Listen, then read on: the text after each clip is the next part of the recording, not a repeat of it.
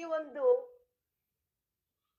ಪ್ರಾರಂಭದಲ್ಲಿ ಈ ಗ್ರಂಥದಲ್ಲಿ 4 ಪಾದಗಳ ಸಮಾಧಿ ಪಾದ, ಸಾಧನ ಪಾದ, ವಿಭೂತಿ ಪಾದ, ಕೈವಲ್ಯ ಪಾದ. ಸಮಾಧಿ ಪಾದವನ್ನ ಅದು ಎಲ್ಲ ಪ್ರತಿಯೊಬ್ಬರೂ ಕೂಡ ಜೀವನದಲ್ಲಿ ಮುಟ್ಟಬೇಕಾದಂತಹ ಗುರಿ ಆತ್ಮ ಸಾಕ್ಷಾತ್ಕಾರ. ಅದನ್ನು ಹೊಂದಬೇಕಾದ್ರೆ ಸಮಾಧಿ ಸ್ಥಿತಿಗೆ, ಏಕಾಗ್ರ ಸ್ಥಿತಿಗೆ ಏರ್ಲೇಬೇಕು. ಆ ಸಮಾಧಿ ಸ್ಥಿತಿ ಈ ವಿಚಾರವನ್ನ ತಿಳ್ಕೊಂಡ್ವಿ. ನಂತರ ಸಾಧನೆ ಮಾಡ್ಬೇಕು. ನಾವು ಸಮಾಧಿ ಸ್ಥಿತಿಗೆ ಹೋಗ್ಬೇಕಾದ್ರೆ ನಮ್ಮ ಜೀವನದಲ್ಲಿ ಕೆಲವನ್ನ ಅಳವಡಿಸ್ಕೊಳ್ಬೇಕು, ಆ ರೀತಿ ನಡಿಬೇಕು. ಅದು ಸಾಧನ ಪಾದ.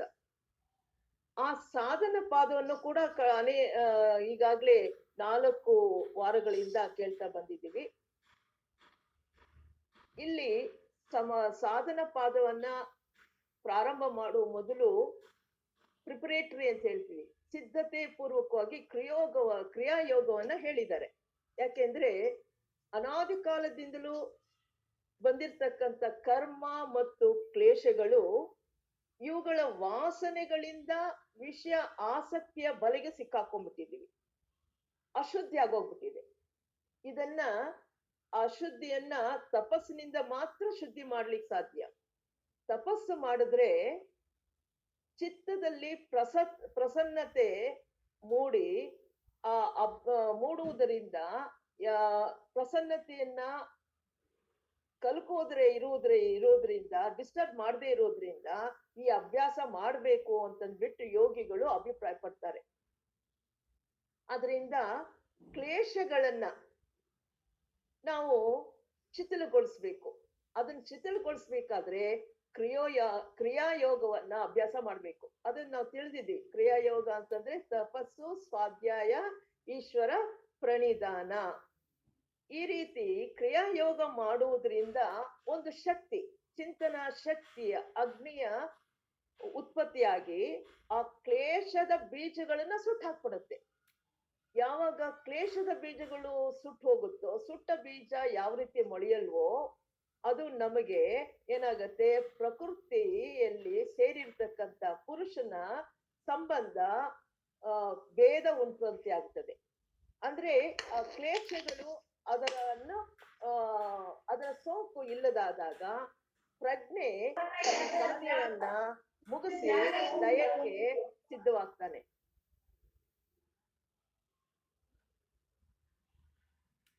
ಕ್ಲೇಶಗಳು ಯಾವುದು ಅಂತ ತಿಳ್ಕೊಂಡ್ವಿ. ಯಾವುದು ಕ್ಲೇಶಗಳು? 5 ವಿಧಗಳು: ಅವಿದ್ಯೆ, ಅಸ್ಮಿತ, ರಾಗ, ದ್ವೇಷ, ಅಭಿನಿವೇಶ.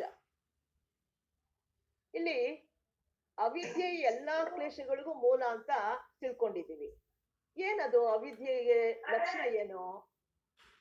ಅನಿತ್ಯದಲ್ಲಿ ನಿತ್ಯವನ್ನ ನೋಡುವುದು, ಅಶುಚಿಯಲ್ಲಿ ಶುಚಿಯನ್ನ, ದುಃಖದಲ್ಲಿ ಸುಖವನ್ನ, ಅನಾತ್ಮದಲ್ಲಿ ಆತ್ಮನನ್ನ ನೋಡುವುದೇ ಅವಿದ್ಯೆ. ಅದ್ರ ವಿವರಣೆ ನಾನು ಹೇಳಕ್ ಹೋಗಲ್ಲ, ಎಲ್ಲ ತಿಳ್ಕೊಂಡಿದ್ದೀವಿ.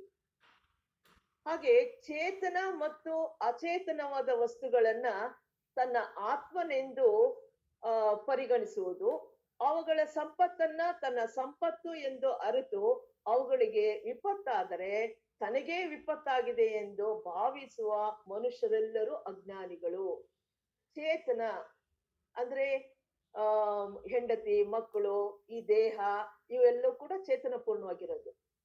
ಅಚೇತನ ವಸ್ತು ಅಂದ್ರೆ ಮನೆ, ಐಶ್ವರ್ಯ, ಒಡವೆ, ವಸ್ತ್ರ, ಭೂಮಿ, ಇವೆಲ್ಲ ಕೂಡ ಅಚೇತನ.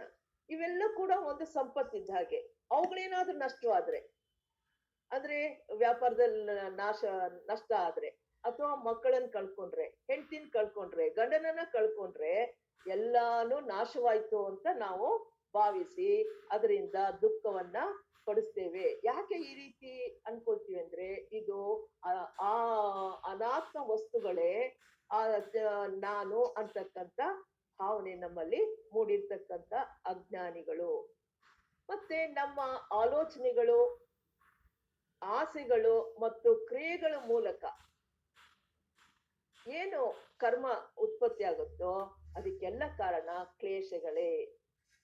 ಅಂದ್ರೆ ನಾವು ಮಾಡುವ ಕೆಲಸ, ನಾವು ಪಡ್ತಕ್ಕಂತ ಬಯಕೆಗಳು, ಆಶೆಗಳು, ನಾವು ಮಾಡುವ ಯೋಚನೆಗಳು ಯಾವ ರೀತಿ ಇರುತ್ತಂದ್ರೆ ನಮ್ಮ ಅಜ್ಞಾನದಿಂದ, ಕ್ಲೇಶ ಅಂದ್ರೆ ಅವಿದ್ಯೆ, ರಾಗ, ದ್ವೇಷ ಇವುಗಳಿಂದ ಕರ್ಮಗಳನ್ನ ಮಾಡ್ತೀವಿ. ಈ ರೀತಿ ಮಾಡ್ದಿರ್ತಕ್ಕಂಥ ಕರ್ಮವು ಕ್ಲೇಶಗಳಿಂದ ಆವರಿಸ್ಕೊಂಡಿದ್ದಾಗ ಆ ಕರ್ಮ ಫಲವನ್ನ ನಮ್ಗೆ ಕೊಟ್ಟೆ ಕೊಡುತ್ತೆ. ಅದೇ ಕ್ಲೇಶಗಳನ್ನ ನಾವು ಬಿಟ್ಟಿದ್ರೆ, ಕಳೆದುಕೊಂಡಿದ್ರೆ, ಯಾವ ರೀತಿ ಕಳ್ಕೊಳ್ತೀವಿ ಕ್ಲೇಶಗಳನ್ನ? ಅಜ್ಞಾನವನ್ನ, ರಾಗ ದ್ವೇಷವನ್ನ ನಾವು ಧ್ಯಾನದಿಂದ ಈ ಕ್ಲೇಶ ಎಂಬ ಬೀಜವನ್ನ ಸುಟ್ಟು ಹಾಕಿದಾಗ ಆ ಕರ್ಮ ಫಲವು ನಮಗೆ ಬಾಧಿಸೋದೇ ಇಲ್ಲ. ಹೀಗೆ ಕರ್ಮ ಫಲವು 3 ವಿಧವಾಗಿ ನಮ್ಮನ್ನ ಕಾಡಿಸುತ್ತೆ: ಜನ್ಮ, ಆಯಸ್ಸು ಮತ್ತು ಅನುಭವದಿಂದ. ಹಾಗೆ ಇನ್ನೊಂದು ವಿಚಾರ ತಿಳ್ಕೊಂಡ್ರಿ, ವಿವೇಕಿಗಳು, ಜ್ಞಾನಿಗಳು ದುಃಖ ಎಲ್ಲಾದ್ರಲ್ಲೂ ಅಂದ್ರೆ ಪರಿಣಾಮ, ತಾಪ, ಸಂಸ್ಕಾರ ಇವುಗಳಿಂದ, ದುಃಖಗಳಿಂದ ದುಃಖ ಪಡ್ತಾರೆ ಅಂತ ತಿಳ್ಕೊಂಡ್ವಿ. ಅದು ಯಾಕೆ ಅನ್ನೋದನ್ನು ವಿವರವಾಗಿ ಹೇಳಿದ್ರು. ಹಾಗೆ ಮುಂದೆ ಬರುವ ದುಃಖವು ತಪ್ಪಿಸಿಕೊಳ್ಳಲು ಯೋಗ್ಯವಾಗಿದೆ. ಈಗ ವರ್ತಮಾನದಲ್ಲಿ ಯಾವುದೋ ದುಃಖವನ್ನ ಅನುಭವಿಸ್ತಾ ಇದ್ವಿ ಕ್ಷಣದಲ್ಲಿ, ಅದರಿಂದ ತಪ್ಪಿಸ್ಕೊಳಕ್ಕಾಗಲ್ಲ. ಇನ್ನೊಂದು ಕ್ಷಣದಲ್ಲಿ ನಾವು ಅದನ್ನ ಅನುಭವಿಸ್ಬೇಕಾಗತ್ತೆ. ಆದ್ರೆ ಮುಂದೆ ಬರ್ತಕ್ಕಂಥ ದುಃಖವನ್ನ ನಾವು ತಪ್ಪಿಸ್ಕೊಳ್ಳೋದಿಕ್ಕೆ ಸಾಧ್ಯ. ಇದು 16ನೇ ಶ್ಲೋಕದಲ್ಲಿ ಹೇಳಿದ್ರು. ಇನ್ನೂ ಬಂದಿಲ್ಲ, ವರ್ತಮಾನದಲ್ಲಿ, ಭವಿಷ್ಯದಲ್ಲಿ ಬರ್ತಕ್ಕಂಥ ದುಃಖವನ್ನ ನಾವು ತಡೆಗಟ್ಟಲು ಸಾಧ್ಯ, ತಡೆಗಟ್ಟಲೇಬೇಕು ಅಂತಕ್ಕಂಥದ್ದು ತಿಳಿದ್ವಿ. ಈ ದುಃಖವನ್ನ ತಡೆಗಟ್ಟಲೇಬೇಕು ಅಂತ ಹೇಳಿದಾಗ ಈಗ 17ನೇ ಶ್ಲೋಕ ತೆಗೆದುಕೊಳ್ತಾ ಇದ್ವಿ. ದುಃಖವನ್ನ ನಾವು ತಡೆಗಟ್ಟಬೇಕಾದರೆ ದುಃಖಕ್ಕೆ ಮೂಲ ಕಾರಣ ಯಾವುದು ಅನ್ನೋದನ್ನ ತಿಳ್ಕೋಬೇಕು. ಆ ಶ್ಲೋಕ ಹೇಳುತ್ತೆ, ದೃಶ್ಯೋಹೋ ಸಂಯೋಗೋ ಹೇಯ ಹೇತುಹೋ. ದ್ರಷ್ಟೃ ಅಂತಂದ್ರೆ ನೋಡುವವನು. ಅವನು ಯಾರು? ನೋಡುವವನು ಯಾರು? ನಾನ್ ಕಣ್ಣು ನೋಡ್ತೀನಿ ಅಂತ ಅಲ್ಲ, ನನ್ನ ಒಳಗಡೆ ಇರ್ತಕ್ಕಂಥ ಚೈತನ್ಯ, ಪುರುಷ, ಆತ್ಮ, ಪ್ರಜ್ಞೆ, ಇದು ದ್ರಷ್ಟೃ. ದೃಶ್ಯ ಅಂದ್ರೆ ಈ ವ್ಯಕ್ತ ಜಗತ್ತು.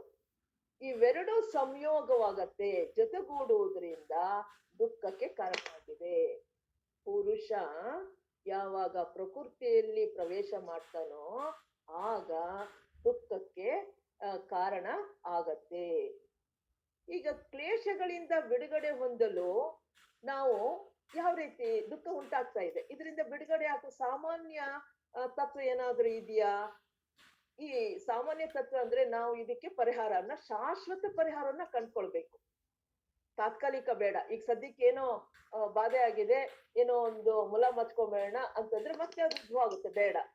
ಶಾಶ್ವತ ಪರಿಹಾರವನ್ನ ನಾವು ಕಂಡುಹಿಡಿಯೋದು.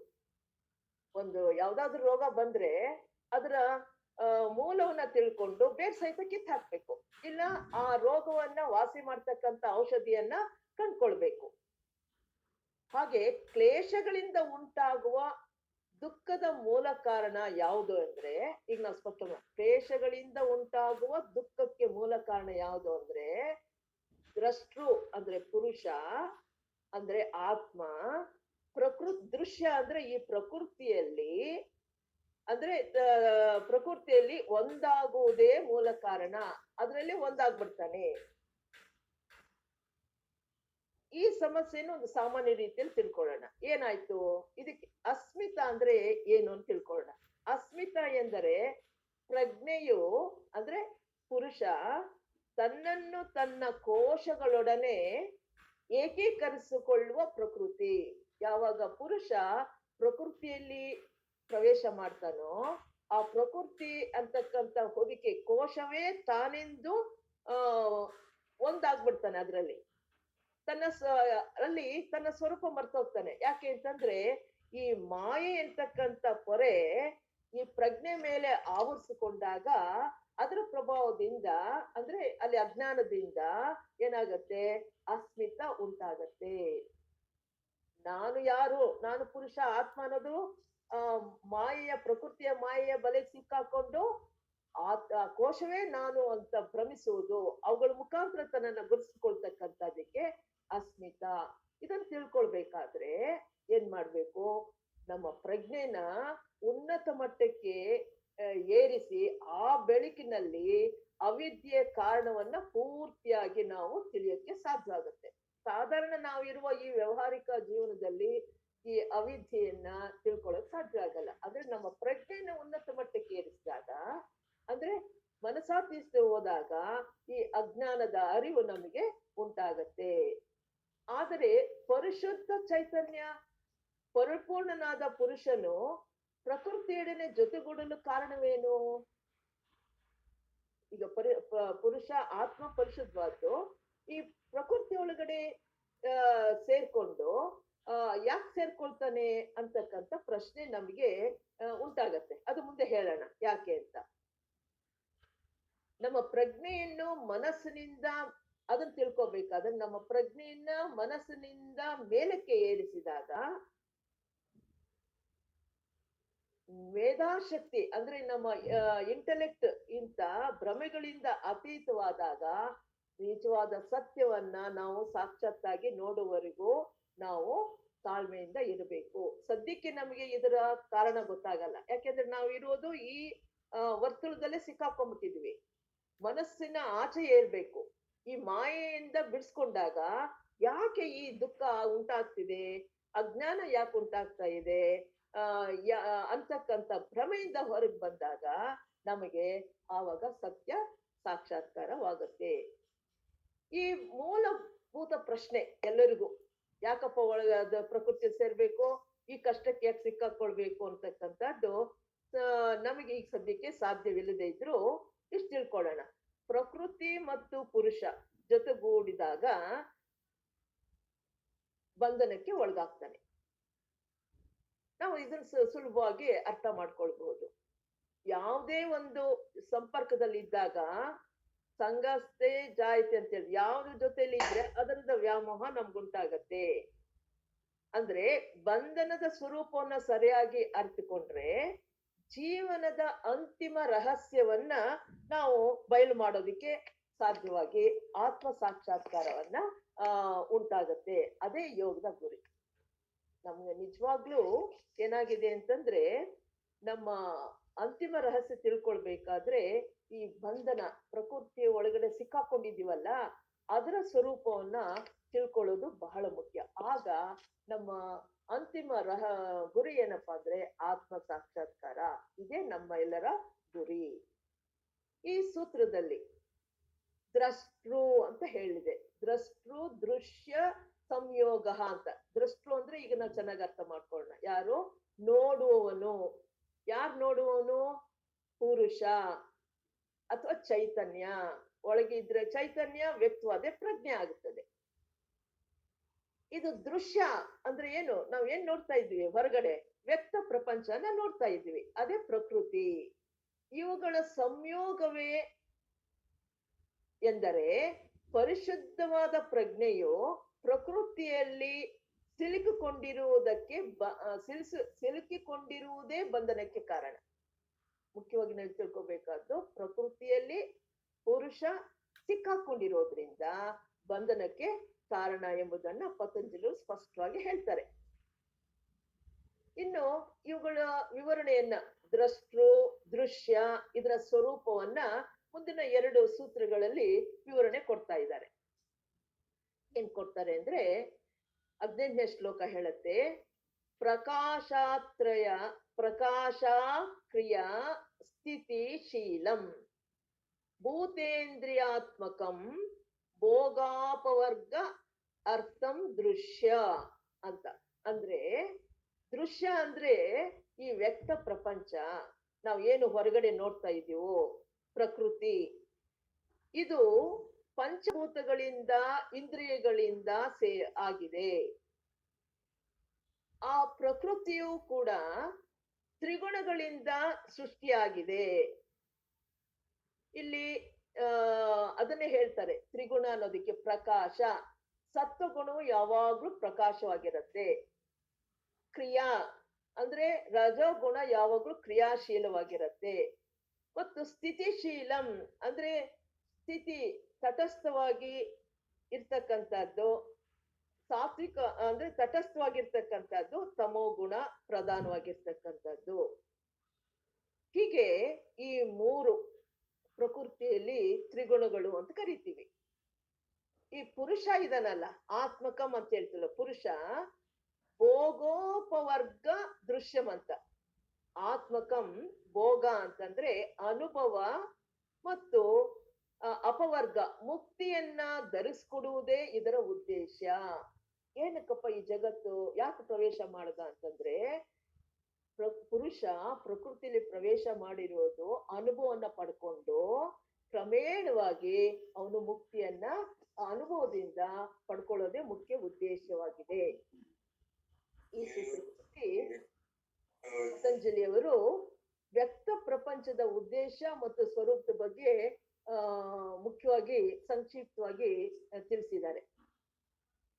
ಅವುಗಳ ಲಕ್ಷಣಗಳು, ಉದ್ದೇಶಗಳನ್ನು ಕೊಟ್ಟಿದ್ದಾರೆ. ಹಿಂದೂ ಮತದ ತತ್ವಶಾಸ್ತ್ರದ ಪ್ರಕಾರ ಗ್ರಹಿಸುವುದು, ಅರಿಯುವುದು ಅಂದ್ರೆ ಅರಿಯುವುದಕ್ಕೆ ಸಿಗುವ ಎಲ್ಲ ವಸ್ತುಗಳು, ಈ ನಾವೇನ್ ತಿಳ್ಕೊಳ್ತೀವಿ ಹೊರಗಡೆ ಜಗತ್ತಿನಲ್ಲಿ ಏನೇನು ವಸ್ತುಗಳಿದೆ, ವಿಷಯಗಳಿದೆ, ಎಲ್ಲವೂ ಕೂಡ ಮೂರು ಗುಣಗಳಿಂದ ರಚಿತವಾಗಿದೆ. ಅದನ್ನೇ ತ್ರಿಗುಣ, ಪ್ರಕೃತಿ ತ್ರಿಗುಣಗಳಿಂದ ಆಗಿದೆ. ತ್ರಿಗುಣ ಅಂತಂದ್ರೆ ಸತ್ವ, ರಜಸ್, ತಮೋ ಗುಣಗಳಿಂದ ರಚಿತವಾಗಿದೆ. ಹಾಗೆ ಈ ಪಂಚಭೂತಗಳ ಮತ್ತು ಇಂದ್ರಿಯಗಳ ಸಂಪರ್ಕದಿಂದ, ಪಂಚಭೂತಗಳಿದಾವೆ, ಪಂಚತತ್ವಗಳಾಗ್ಬೋದು, ಇಂದ್ರಿಯಗಳ ಅನ್ಯೋನ್ಯ ಕ್ರಿಯೆಯ ಫಲವಾಗಿ ಈ ವ್ಯಕ್ತ ಜಗತ್ತನ್ನ ನಾವು ತಿಳಿತಾ ಇದ್ವಿ. ಈ ಜಗತ್ತನ್ನ ಮೂರು ಗುಣಗಳಿಂದಾಗಿ ಈ ವ್ಯಕ್ತ ಜಗತ್ತನ್ನ ಹೇಗ್ ತಿಳ್ಕೊಳ್ತಾ ಇದೀವಿ? ಇಂದ್ರಿಯಗಳಿಂದ. ಬರೀ ಇಂದ್ರಿಯಗಳಿಂದ ತಿಳ್ಕೊಳಕ್ಕಾಗಲ್ಲ, ಅದ್ರ ಜೊತೆಯಲ್ಲಿ ಪಂಚತತ್ವಗಳು, ಪಂಚಭೂತಗಳು ಕೆಲಸ ಮಾಡ್ಬೇಕು. ಪಂಚೇಂದ್ರಿಯಗಳು ಯಾವುದು? ಕಣ್ಣು, ಕಿವಿ, ಮೂಗು, ನಾಲಿಗೆ, ಚರ್ಮ. ಇವು ಪಂಚೇಂದ್ರಿಯಗಳು. ಇವುಗಳು ಕಿಟಕಿ ಬಾಗಿಲಿದ್ದ ಹಾಗೆ ಈ ದೇಹಕ್ಕೆ. ಅವು ನೋಡುತ್ತೆ, ಕಣ್ಣು ನೋಡುತ್ತೆ ಅಂತ ಹೇಳ್ತೀವಿ. ಕಣ್ಣು ಕಿಟಕಿ, ಕಣ್ಣು ತೆಗ್ದಿದೆ, ಆದ್ರೆ ನೋಟ ದೃಶ್ಯ, ಆ ದೃಶ್ಯ ನಮ್ಗೆ ಅರಿವಾಗ್ಬೇಕಾದ್ರೆ ಇಂದ್ರಿಯಗಳು ಆ ಪಂಚಭೂತದ ತನ್ಮಾತ್ರೆ ಅಂತ ಹೇಳ್ತೀವಿ. ಅವುಗಳ ಜೊತೆಯಲ್ಲಿ ಅದು ಅನ್ಯೋನ್ಯ ಕ್ರಿಯೆಯನ್ನ ಸೇರ್ಕೊಂಡಾಗ ನಾವು ಅದನ್ನ ಗ್ರಹಿಸೋದಿಕ್ಕೆ ಸಾಧ್ಯವಾಗತ್ತೆ. ಉದಾಹರಣೆಗೆ ಕಣ್ಣು ಅಂತಕ್ಕಂಥ ಇಂದ್ರಿಯ ಏನ್ ಮಾಡ್ಬೇಕು? ಅಗ್ನಿ ತತ್ವದೊಡನೆ, ಪಂಚಭೂತಗಳಲ್ಲಿ ಅಗ್ನಿ ತತ್ವದೊಡನೆ ಸೇರಿದಾಗ ನಮಗೆ ನೋಟ ಅಂದ್ರೆ ದೃಶ್ಯ. ದೃಶ್ಯ ಅಂತಂದ್ರೆ ಹೊರಗಿನ ಜಗತ್ತಿನ ರೂಪ ಮತ್ತು ಬಣ್ಣ, ಆಕಾರ, ಇವುಗಳೆಲ್ಲನೂ ನಮ್ಮ ಕಣ್ಣಿಂದ ಗ್ರಹಿಸೋದಿಕ್ಕೆ ಸಾಧ್ಯವಾಗತ್ತೆ. ಈ ಜಗತ್ತನ್ನ ನೋಡ್ಬೇಕಾದ್ರೆ ಕಣ್ಣು ಬೇಕು, ಬರೀ ಕಣ್ಣಿದ್ರೆ ಸಾಕಾಗಲ್ಲ. ಅದಕ್ಕೆ ತನ್ಮಾತ್ರ ಯಾವುದು? ಅಗ್ನಿ ತತ್ವದೊಡನೆ ಸೇರ್ಬೇಕು. ಹಾಗೆ ನಾವು ಶಬ್ದವನ್ನ ಕಿವಿಯಿಂದ ಕೇಳಿಸ್ಕೊಳ್ತೀವಿ ಅಂತ ಹೇಳ್ತೀವಿ. ಕಿವಿಗೆ ಶಬ್ದದ ತರಂಗಗಳು ಕಿವಿಯ ತಮಟೆಯಲ್ಲಿ ಬಿದ್ದಾಗ ಮೆದುಳಿಗೆ ಹೋದಾಗ ಶಬ್ದ ನಾವು ತಿಳ್ಕೊಂಡಿದೀವಿ ಅನ್ಕೊಳ್ತೀವಿ. ಹಾಗಲ್ಲ, ನಾವು ಶಬ್ದವನ್ನ ಕಿವಿಯ ಕೇಳಬೇಕಾದ್ರೆ ಕಿವಿ ಅಂತಕ್ಕಂಥ ಇಂದ್ರಿಯ ಆಕಾಶ ತತ್ವದೊಡನೆ ಸೇರಿದಾಗ, ಕಿವಿ ಅನ್ನೋದು ನಮ್ಮ ಪಂಚೇಂದ್ರಿಯಗಳು ಒಂದು, ಆಕಾಶ ತತ್ವದೊಡನೆ ತನ್ಮಾತ್ರೆಯಲ್ಲಿ ಸೇರಿದಾಗ ಶಬ್ದದ ಅರಿವಾಗತ್ತೆ.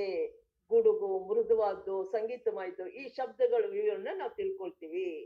ಹಾಗೆ ನಾಲಿಗೆ ಎಂಬ ಪಂಚೇಂದ್ರಿಯಗಳಲ್ಲಿ ಒಂದು, ಆ ರುಚಿಯನ್ನ ತಿಳ್ಕೊಳ್ಬೇಕಾದ್ರೆ ಅದು ಏನ್ ಮಾಡ್ಬೇಕು? ಜಲತತ್ವದೊಡನೆ ಸೇರ್ಬೇಕು. ಇದನ್ನೇ ಪಂಚಭೂತ ಅಂತ ಕರಿತೀವಿ. ಈ ಜಲತತ್ವದಲ್ಲಿ ಸೇರಿದಾಗ ರುಚಿಯ ಅನುಭವ ಆಗತ್ತೆ. ಹೀಗೆ ನಮಗೆ ವಾಸನೆ, ಅದು ಆಕಾಶ ತತ್ವವು ಮೂಗಿನ ಇಂದ್ರಿಯದೊಡನೆ ಅಲ್ಲ, ಪೃಥ್ವಿ ತತ್ವವು ಮೂಗಿನ ಇಂದ್ರಿಯದೊಡನೆ ಸೇರಿದಾಗ ನಮಗೆ ನಾಸಿಕ ಅಂದ್ರೆ ಅಘ್ರಾಣಿಸುವುದು, ವಾಸನೆಯನ್ನ ಅರಿವಾಗತ್ತೆ. ಹಾಗೆ ವಾಯು ತತ್ವದೊಡನೆ ಚರ್ಮ ಎಂಬ ಇಂದ್ರಿಯ ಸೇರಿದಾಗ ಸ್ಪರ್ಶದ ಅರಿವಾಗತ್ತೆ. ನೋಡಿ, ಈ ವ್ಯಕ್ತ ಪ್ರಪಂಚವನ್ನ ನಾವು ಇಂದ್ರಿಯಗಳಿಂದ ಮತ್ತು ಪಂಚಭೂತಗಳ ಸಂಯೋಜನೆಯಿಂದ ನಾವು ತಿಳ್ಕೊಳ್ಳೋದಿಕ್ಕೆ ಸಾಧ್ಯವಾಗ್ತದೆ. ಈ ವ್ಯಕ್ತ ಪ್ರಪಂಚದ ಉದ್ದೇಶ ನಾವು ಮೊದಲೇ ಹೇಳಿದಾಗೆ ಶ್ಲೋಕದಲ್ಲಿ ಕಾರ್ಯ ನ ತಿಳ್ಕೊಂಡ್ವಿ. ಏನು ಮೊದಲನೇದು, ಈ ವ್ಯಕ್ತ ಪ್ರಪಂಚ ಯಾಕಿದೆ ಅಂತಂದ್ರೆ, ಜಗತ್ತಿನಲ್ಲಿ ಮುಖ್ಯವಾಗಿ ಏನಾಗತ್ತೆ, ವಿಕಾಸ ಹೊಂದುತ್ತಿರುವ ಪುರುಷನಿಗೆ ಅನುಭವವನ್ನ ದೊರಕಿಸಿಕೊಡುವುದಕ್ಕಾಗಿ ಈ ಪ್ರಪಂಚದಲ್ಲಿ ಎಲ್ಲರ ಎಲ್ಲಾ ವಿಷಯ ವಸ್ತುಗಳ ಸಂಪರ್ಕದಿಂದ ಒಂದು ಅನುಭವನ ಪಡ್ಕೊಳ್ಬೇಕು. ಅನುಭವ ಪಡ್ಕೊಳ್ಳುವುದಕ್ಕಾಗಿ ಈ ಒಂದು ವ್ಯಕ್ತ ಜಗತ್ತು ಕೆಲಸ ಮಾಡ್ತಾ ಇದೆ. ಅನುಭವ ಪಡ್ಕೊಂಡ್ಮೇಲೆ ಎರಡನೇದಾಗಿ ಅನುಭವದ ಮೂಲಕ ಕ್ರಮವಾಗಿ ಅವನು ಆತ್ಮ ಸಾಕ್ಷಾತ್ಕಾರ ಮುಕ್ತಿಯನ್ನ ಕಡೆಗೆ ಕರೆದುಕೊಂಡು ಹೋಗೋದೇ ಇದರ ಮುಖ್ಯವಾದಂತ ಉದ್ದೇಶ. ಯಾಕೆ ಸೇರ್ತು ಅನ್ನೋದಕ್ಕೆ ನಮ್ಗೆ ಉತ್ತರ ಸಿಕ್ತು. ವ್ಯಕ್ತ ಜಗತ್ತನ್ನ ನಾವ್ ಏನಂತ ಕರಿತೀವಿ? ದೃಶ್ಯ ಅಂತ ಕರಿತೀವಿ. ದೃಶ್ಯ ಅಂದ್ರೆ ಇಲ್ಲಿ ಹೊರಗಡೆ ಇರ್ತಕ್ಕಂಥ ಪ್ರಕೃತಿ ಜಗತ್ತು ಅಂತ ಕಾಣ್ತಾ ಇರ್ತಕ್ಕಂಥದ್ದು. ಪುರುಷ ಪ್ರಕೃತಿಗಳ ಸಂಪರ್ಕವು ಅವೆರಡು ಸೇರಿದಾಗ ಒಂದು ಸಬ್ಜೆಕ್ಟ್ ಆಬ್ಜೆಕ್ಟ್ ಆಗತ್ತೆ. ಯಾವುದರ ಮುಖಾಂತರ ನಾವು ತಿಳ್ಕೊಳ್ತೀವೋ ಅದನ್ನ ವಿಷಯಿ ಅಂತ ಕರಿತೀವಿ. ಯಾವ್ದನ್ನ ತಿಳ್ಕೊಳ್ತೀವೋ ಅದನ್ನ ವಿಷಯ ಅಂತ ಹೇಳ್ತೀವಿ. ಪುರುಷನು ಅಂದ್ರೆ ಆತ್ಮನು ಅಥವಾ ಪ್ರಜ್ಞೆ ತನ್ನ ಪ್ರಜ್ಞೆಯಿಂದ ಇನ್ನೂ ಪ್ರತ್ಯೇಕಿಸಲ್ಪಡದೆ ಇರ್ತಕ್ಕಂಥ ಕೋಶಗಳೊಡನೆ ಅಂದ್ರೆ ದೇಹಗಳೊಡನೆ ಸೇರಿದಾಗ ವಿಷಯ ಭಾಗವಾಗುತ್ತದೆ. ಅದಕ್ಕೆ ನಾವು ನೋಡ್ತಾ ಇದ್ದೀನಿ ಅಂತ, ದೇಹದೊಡನೆ ನಾವು ಪ್ರಜ್ಞೆ ಕೆಲಸ ಮಾಡ್ತಾ ಇದೆ. ಮತ್ತೆ ಇವನನ್ನ ಏನಂತ ಕರಿತೀವಿ? ದ್ರಷ್ಟೃ ನೋಡುವನು ಎಂದು ಕರಿತೀವಿ. ಪ್ರತ್ಯೇಕಿಸಲ್ಪಟ್ಟಿರುವ ಪ್ರಕೃತಿಯ ಭಾಗವು ಅಂದ್ರೆ ಹೊರಗಡೆ ಪ್ರಕೃತಿ ಅಂತ ಏನ್ ಕರೀತೀವೋ, ಜಗತ್ ಅಂತ ಕರೀತೀವೋ, ಅದು ನಮಗೆ ವಿಷಯವಾಗುತ್ತದೆ. ಇದನ್ನು ದೃಶ್ಯಂ ನೋಟ ಎಂದು ಕರೆದಿದ್ದಾರೆ. ಆದ್ರಿಂದ ಬಾಹ್ಯ ಜಗತ್ತಿಗೆ ದ್ರಷ್ಟೃ ಮತ್ತು ದೃಶ್ಯ, ಪುರುಷ ಪ್ರಕೃತಿ ಬಹಳ ಅಗತ್ಯವಾದ್ದು. ಈ ರೀತಿ ಪ್ರಕೃತಿ ತ್ರಿಗುಣಗಳಿಂದ ಆಗಿದೆ. ಅಂದ್ರೆ ಈ ವ್ಯಕ್ತ ಪ್ರಪಂಚಕ್ಕೆ ಈ ತ್ರಿಗುಣಗಳು ಬಹಳ ಮುಖ್ಯವಾದದ್ದು. ನಮ್ಮ ಮನಸ್ಸಿನ ಕ್ರಿಯೆಯ ಸಹ ಅವುಗಳ ಅನ್ಯೋನ್ಯ ಕ್ರಿಯೆಗಳ ಮೂಲಕ ಅವಲಂಬಿತವಾಗಿರುವುದರಿಂದ, ನಮ್ಮ ಮನಸ್ಸು ಪ್ರಕೃತಿ ಆದ್ರಿಂದ ನಾವು ತ್ರಿಗುಣಗಳನ್ನ ನಿಜ ಸ್ವರೂಪನ ತಿಳ್ಕೊಳಕ್ಕಾಗಲ್ಲ.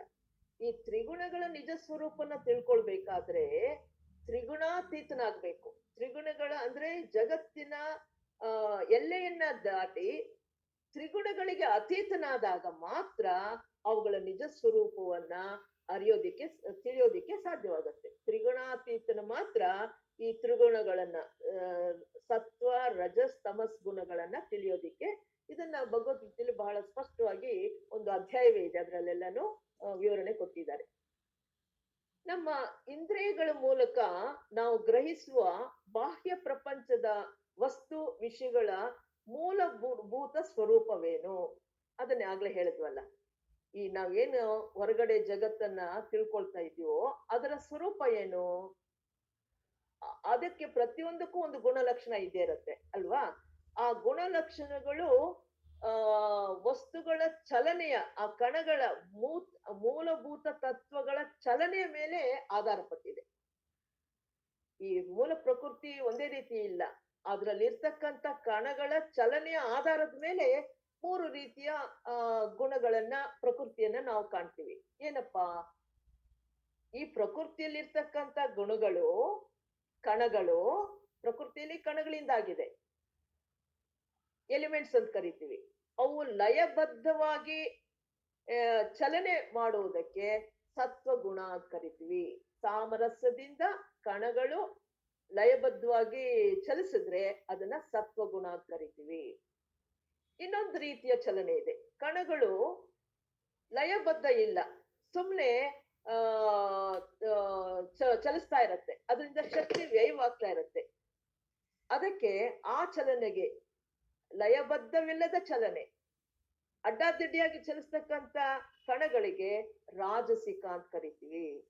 ಇನ್ ಮತ್ತೆ ಕಣಗಳು ಅವು ತಟಸ್ಥವಾಗಿರತ್ತೆ, ಅದು ಸ್ಥಾಪನಾ ಸ್ಥಿತಿಯಲ್ಲಿರತ್ತೆ, ಅದು ಜಡತ್ವವಾಗಿರ್ತಕ್ಕಂಥದಕ್ಕೆ ತಮೋಗುಣ.